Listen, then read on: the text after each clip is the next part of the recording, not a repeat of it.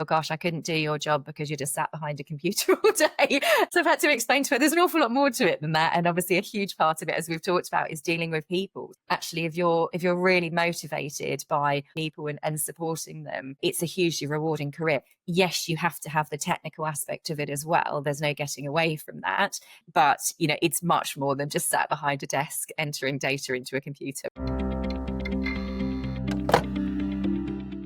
Welcome to another episode of Talk FS. Today, I'm joined by Henrietta Grimston. Henrietta is passionate about helping people build confidence with their money and shaping a more empathetic, accessible future for financial advice. Henrietta is an experienced financial planner whose work centers on empowering better financial outcomes through expertise, empathy, and truly holistic advice. She's also a SOLLA Accredited advisor, recognized for her commitment to supporting older and more vulnerable clients with care and professionalism. Henrietta, thank you for joining me today and welcome to the podcast. Thank you very much for having me on. Fantastic. So often where I like to start is the chronological point in terms. So for you, what motivated you to become a financial planner? It's a great question. I actually started my career in the industry on the investment management side. It was a really interesting time. It was just before the financial crisis. So it was a good sort of introduction to all things finance related. In that particular role, I guess I reached a bit of a ceiling in terms of progression and moved on to another firm, and inadvertently moved into a role that was not financial planning by name, but by any other sort of definition. It was a financial planning position. And it really opened my eyes to how someone on the kind of other side of the fence from the investments really gets the opportunity to delve much deeper into what's going on in a wider client's financial circumstances, and not only helps provide the investment solution, but also can really support with structuring wealth, but also the hand-holding of how you sort of work through sometimes the responsibility of having that wealth, sometimes the newness of having it, depending on how it's sort of come about. And for me, I realized that actually that was a much greater motivation than the sort of technical aspect of sitting down and deciding what's really going on in the world and where the best investment opportunities lie. Caveat, they are both hugely important jobs, but I think they require different skill sets. And for me, I really identified that was kind of where I could add most value. And it took a little bit of time from that role onwards. I had to redo some of my qualifications, but eventually ended up in that full-time financial planning position.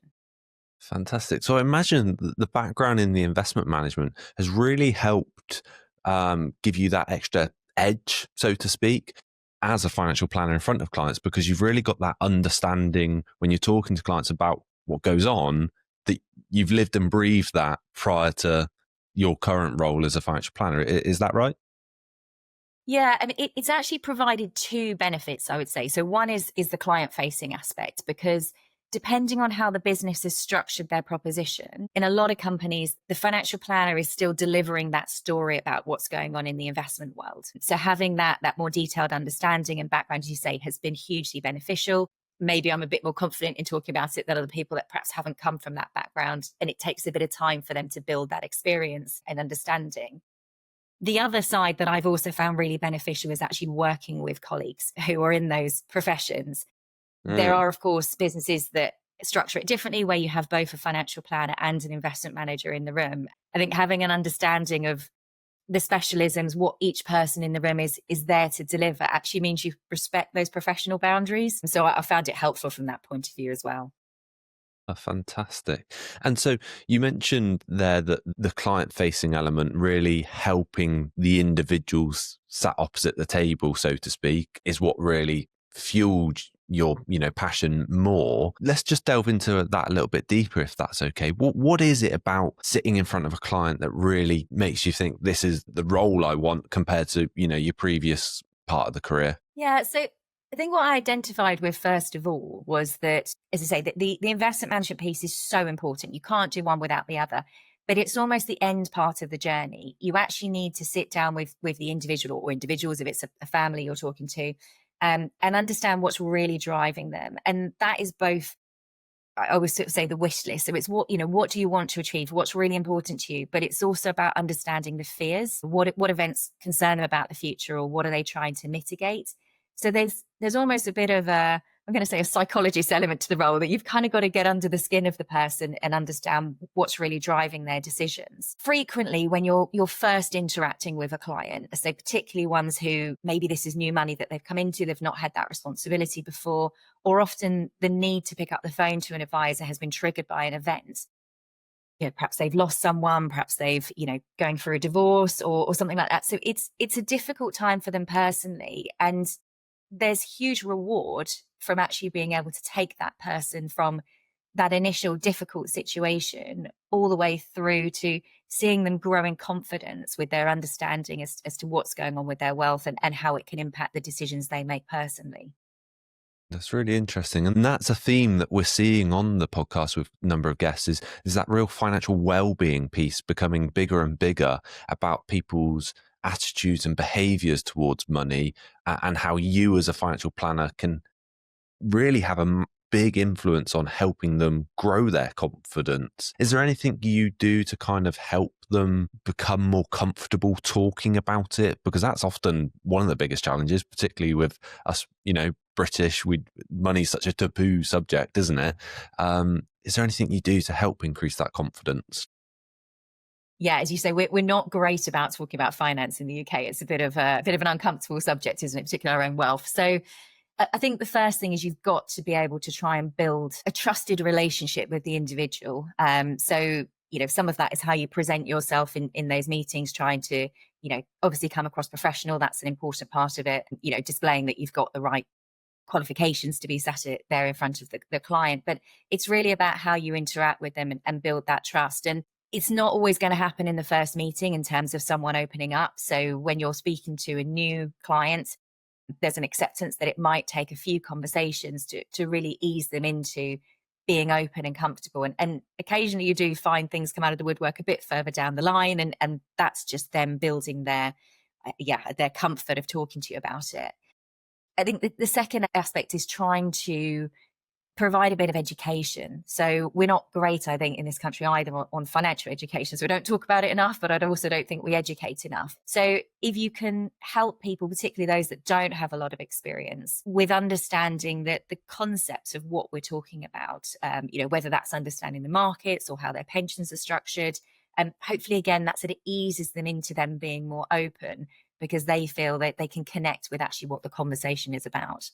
Yeah, really interesting. And I'll pick that up in a minute about maybe closing the advice gap as well, because that goes hand in hand with financial education. I mentioned in my intro that you are SOLLA accredited. How did that come about for you to choose to go down that path? Yeah, so when I went formally into full-time financial planning, I guess I will ask the question of where I wanted to specialise. And you don't have to be a specialist. Of course, there's so many areas of financial planning that are core and everyone needs to be able to advise on and deliver. But I've always, I think by virtue of looking back at my family, I've always been comfortable with speaking to people of different generations and those that are much older than me. But also I felt that there was a real opportunity to support people later in life. It's interesting the definition of what SOLLA described later life, because for them it's anything from 55 onwards. And probably quite a few people will be offended by that terminology. But really it's designed to be supporting clients who are moving from working life into retirement. So that's the first sort of key stage that you would be supporting them. And then, potentially for estate planning, because that's more generally associated with that demographic. But crucially, the final point is then care. And if you are a self-funder for care, so how do you go about doing that? And it just felt obvious for me that one, retirees are going to be more focused on their own wealth to provide that retirement rather than reliance on defined benefit pensions, which is what we still see with that age group at the moment, but that's going to shift. But increasingly with an aging population, that there will be more requirement for people to self-fund their care. And it's quite a minefield, that area, in terms of understanding how it all works. So for me, it just felt like a natural sort of part of advice to start focusing more deeply on.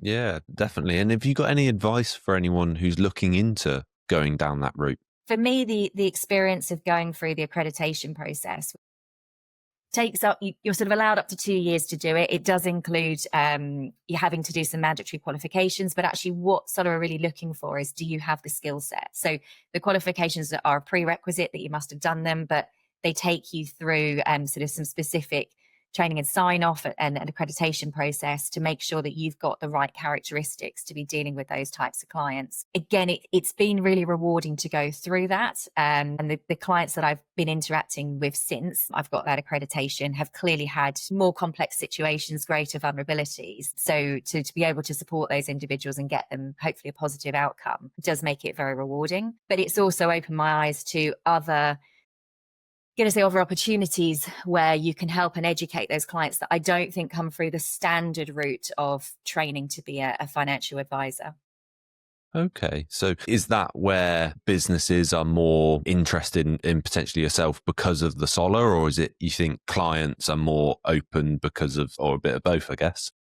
Well, I think it's a bit of both. So SOLA accreditation is still relatively unusual in the advisor community.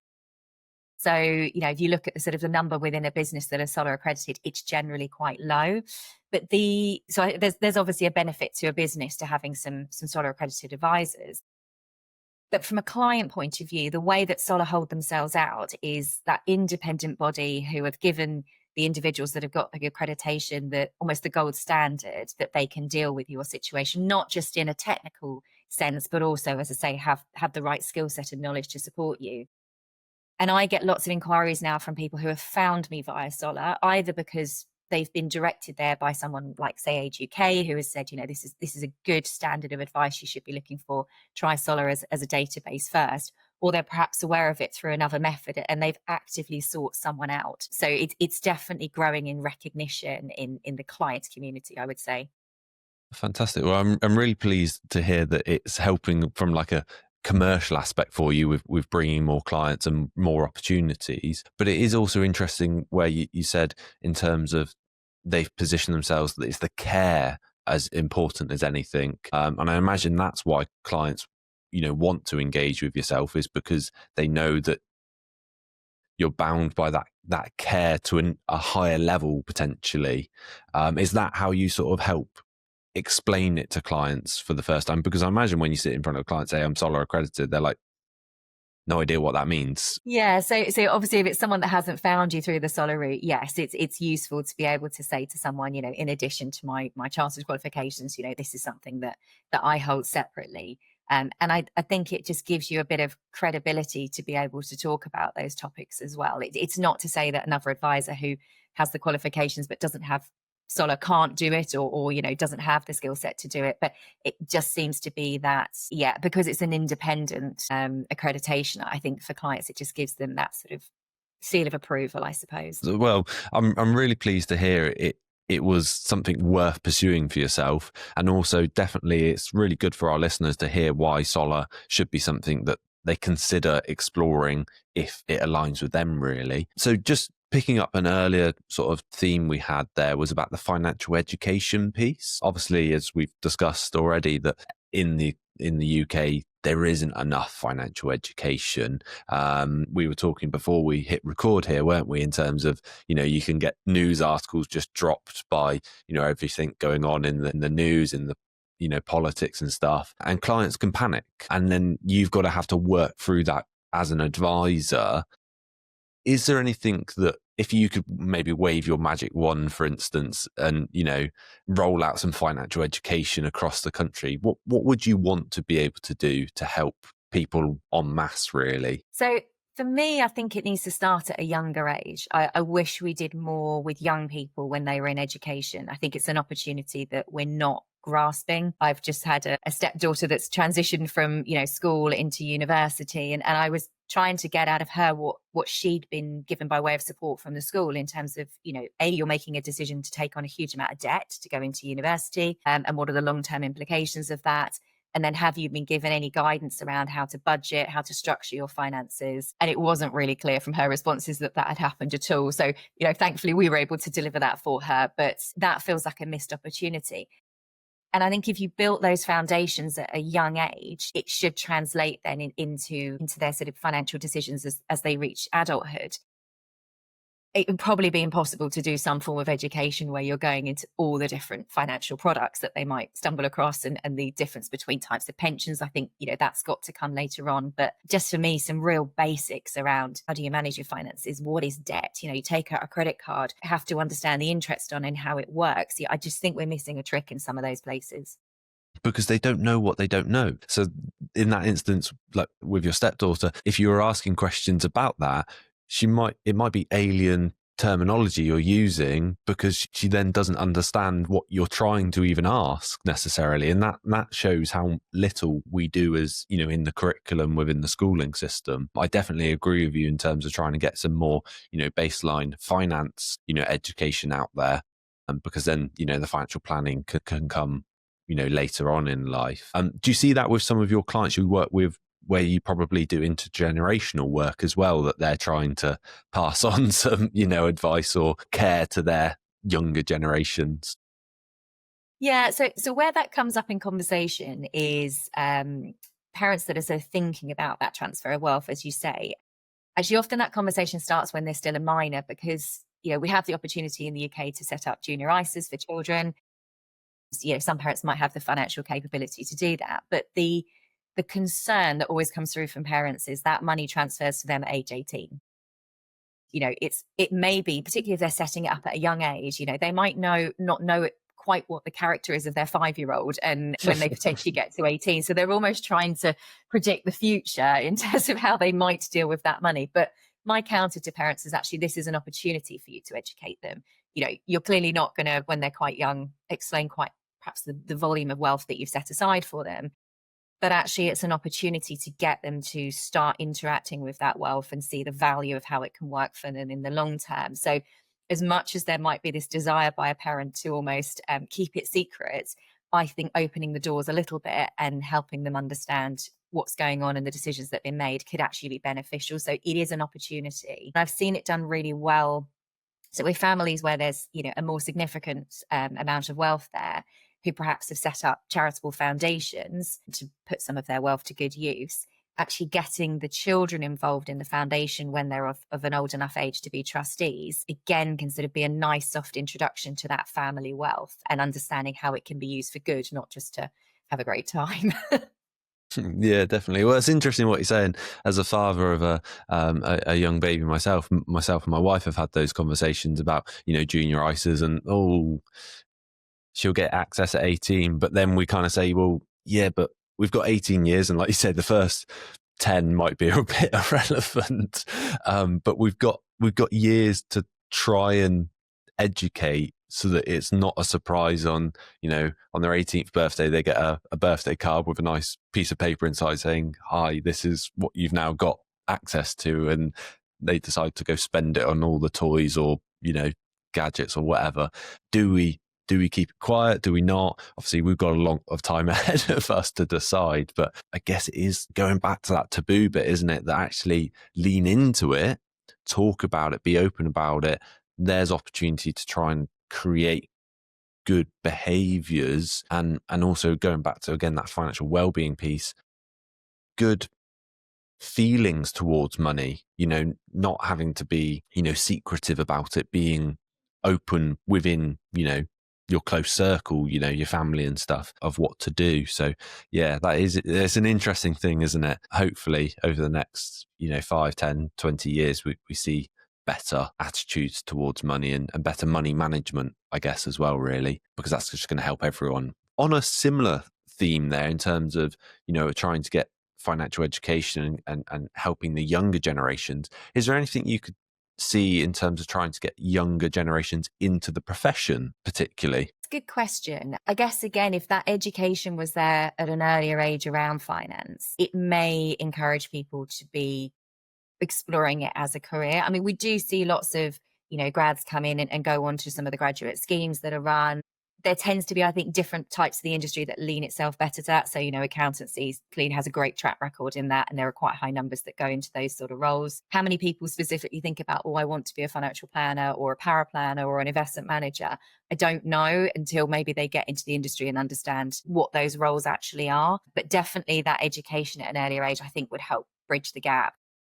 We also, I think, need to change the preconception of what the industry is. And again, I'm going to reference my stepdaughter here, but she said, oh gosh, I couldn't do your job because you just sat behind a computer all day.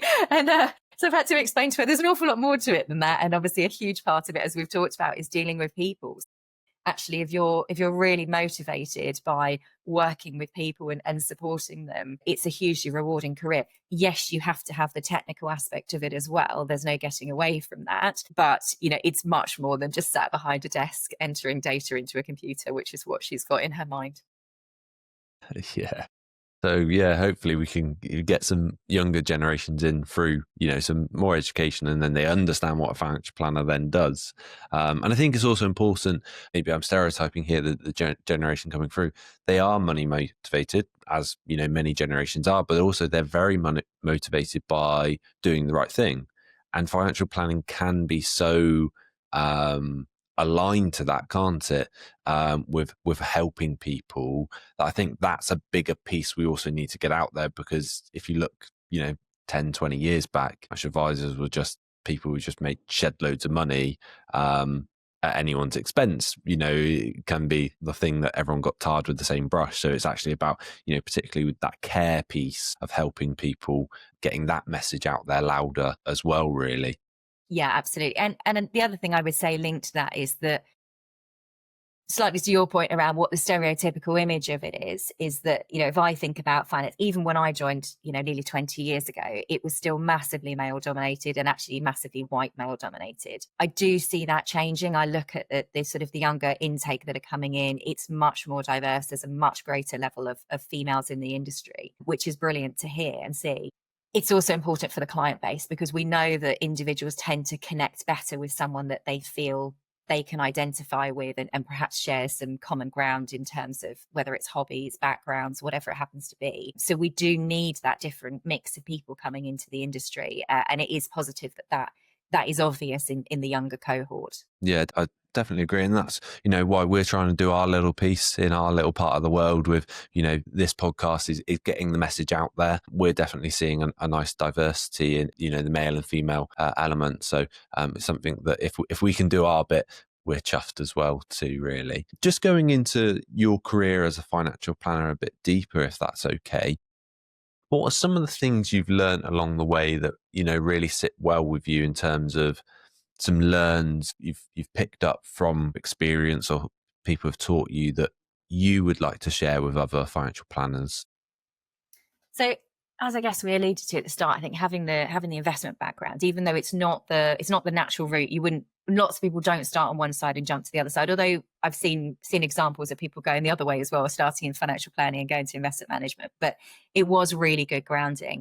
I think one of the things that's done, really well for me over the years is that I early on worked with a manager who was hugely supportive about me speaking up in meetings, even at a kind of an early stage in my career. So, he took me into all of the client meetings. He would give me responsibility for actually presenting things in that meeting. So it wasn't my client relationship. He was very much the lead, but he wanted me to kind of gain those skills early on. And because there is so much interaction with clients in lots of different ways, whether it's face-to-face, email, telephone, whatever it happens to be, having that experience to do that at a young age, I'm going to say, relatively, in the industry, was hugely important in building those skills and confidence. So for those coming in, if they can find opportunities to be mentored by the right people that allow that ability to open up in a client meeting, it will really help. You've obviously got to demonstrate that you are capable enough to do it. And there's clearly going to be bits of the conversation that, the regulated individual is going to have to lead, but there's also enough opportunity to bring them in. So that was hugely beneficial for me at an early part in the career. Yeah, I can imagine. And there must have been something you were doing to give that manager the confidence to allow you to be more vocal than typically. Was there anything you were doing to help sort of show I'm ready? I don't know that there was anything in terms of communication other than just how the two of us would have been working together. So he would have seen, what he believed was sensible to put in front of a client at that stage. But I've always been incredibly hardworking and incredibly detail orientated. So, I took whatever role I was doing, whether I was in a supporting role or obviously moving into now the roles where you're leading the client relationships. I've always taken a lot of care and attention to what I do. And actually that ended up probably supporting in that scenario, because you have almost more of the detailed knowledge than them. And they felt, well, actually, if a client was really going to probe on something, do you know what, you've done all the work on this. So actually you're almost the expert in that area. So I know that you can confidently talk about it. So it doesn't matter what job you're doing. I think even if you come in and you're in those early stages of your career, and maybe it feels that your job's a little bit admin sort of biased, because that's what they tend to be in the kind of first stages. I would just say to those individuals, remember how important that part of the whole client journey is, and how vital sort of you can be in terms of making sure that's a smooth outcome. And perhaps that for me was, what helped build his confidence. Fantastic. Yeah, you really have to have all the cogs working, don't you, in the whole process? Otherwise, it does grind to a halt fairly quickly. Absolutely. Yeah. We can't do our job without all the fantastic teams of people that sit behind us, whether it is the administrative support or the power planners or the technical team. It just, as you say, it would just fall down if one part of that system isn't working. And then in terms of looking into the crystal ball potentially, is there anything you see now as potential trends, or where you see the industry heading at all? The big one is technology. So technology has the ability, I think, to really transform what we do. It's got better in the time that I've been in the industry, but I think there's a long way for technology to go to support us. And I know you can make that statement probably about any industry, but there's a lot of, I think, manual intervention still required to get a client on board, and then to obviously service those accounts on an ongoing basis. So any strides that can happen with technology will improve the experience of those working in the industry, but also improve the outcome for the clients. And that can be anything from, how meetings are now recorded and transcribed by, sort of AI tools. I mean, it wasn't that long ago that I was still going into a meeting with a pen and paper, writing all my notes down manually, and then having to spend another hour typing them all up. Thankfully, even that's moved on in a relatively short space of time. But if you think of the power for AI tools to check files, for example, at the moment, that's a hugely human intensive process where someone's having to trawl through files, and it delays getting the report out to a client. So if we can leverage technology to speed that process up and improve the client experience, it will probably mean, as with all industries, there's a little bit of a shift in terms of the kind of headcount required in each role, because if you can take some of the heavy lifting away through AI, you maybe need less people to do that job. But I don't think it will ever replace fully anything that anyone does in this industry, because of that human aspect that we've talked about. I don't think technology is quite at a stage where it can be empathetic and do the right questioning. So you're always going to need those people to work with clients and service them. Yeah, definitely. And a lot of the clients I'm working with, there's desire and appetite to service more clients. So any efficiencies created by technology or AI and enables them to potentially look after more clients, well, there is that advice gap that only, I forget the stat, but 10% of the wealth is being looked after, and there's that massive 80% gap there. Well, if AI and technology can help enable everyone to take on 20-50% more clients, well, we're going to help cover a little bit more of that gap, aren't we? And like you say, it's the empathetic element as to will it really replace. And I'm doubtful at this stage, but I definitely think there's efficiencies available. And I think a lot of businesses should lean into it, really. Yeah, absolutely. I mean, there's clearly a cost to a business in terms of overhauling their tech.